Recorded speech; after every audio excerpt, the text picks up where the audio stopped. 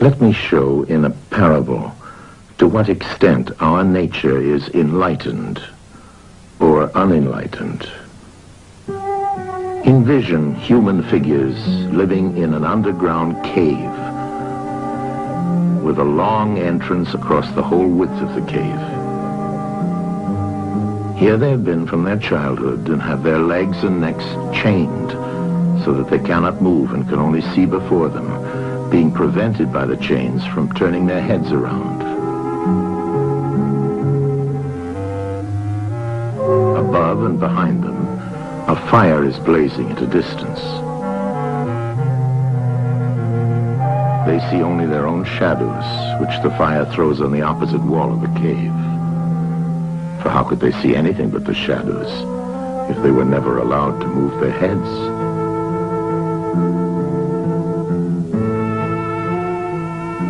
Between the fire and the prisoners, there is a raised way and a low wall built along the way like the screen which puppet players have in front of them, over which they show the puppets.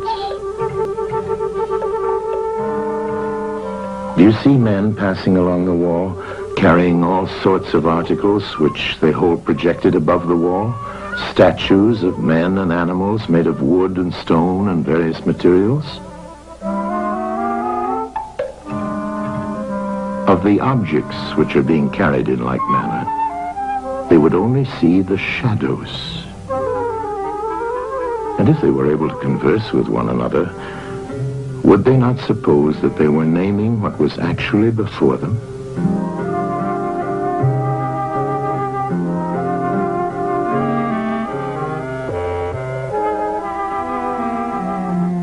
And suppose further that there was an echo which came from the wall.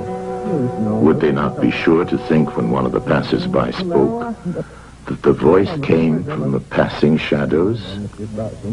To them, the truth would be literally nothing but the shadows of the images. And now look again and see what will naturally follow if one of the prisoners is released. At first, when he is liberated and compelled suddenly to stand up and turn his head round and look towards the light, all this would hurt him, and he would be much too dazzled to see distinctly those things whose shadows he had seen before. And then conceive someone saying to him that what he saw before was an illusion, but that now, when he's approaching nearer to reality and his eyes turn toward more real existence, he has a clearer vision. What will be his reply? And you may further imagine that his instructor is pointing to the objects as they pass and requiring him to name them. Will he not be perplexed?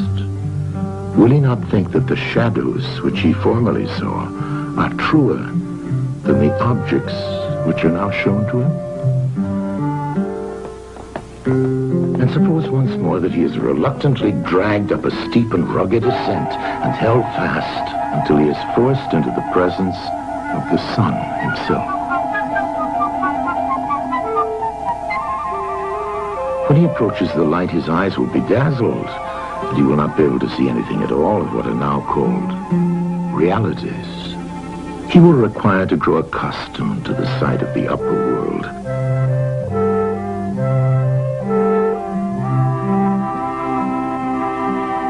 And first he will see the shadows best. Next, the reflections of objects in the water, and then the objects themselves. Then he will gaze upon the stars and the spangled heavens and the light of the moon. He will see the sky and the stars by night. Last of all, he will be able to see the sun, and not mere reflections of it in the water, but he will see the sun in its own proper place and not in another. And he will contemplate the sun as it is. Will he not then proceed to argue that it is the sun who gives the season and the years, and is the guardian of all that is in the visible world, and in a certain way the cause of all things which his fellows had been accustomed to behold. Clearly he would first see the sun, and then reason about it. And when he remembered his old habitation and what was the wisdom of the cave and his fellow prisoners, do you not suppose that he would bless himself for the change and pity them?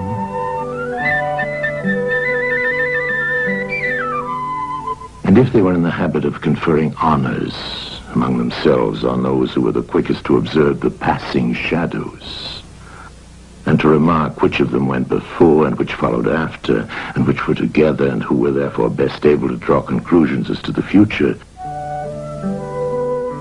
do you think that he would care for such honors and glories, or envy the possessors of them? Would he not say with Homer, "Better to be the poor servant of a poor master, and to endure anything rather than think as they do and live after their manner"?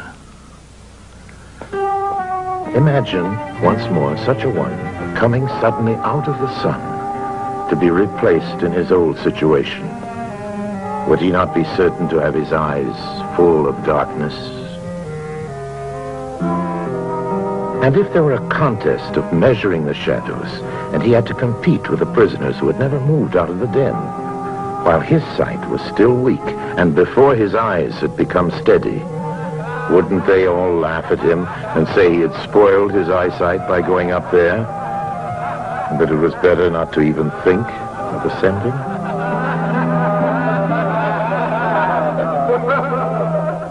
And if anyone tried to release another and lead him up to the light, let them only catch the offender, and they would put him to death.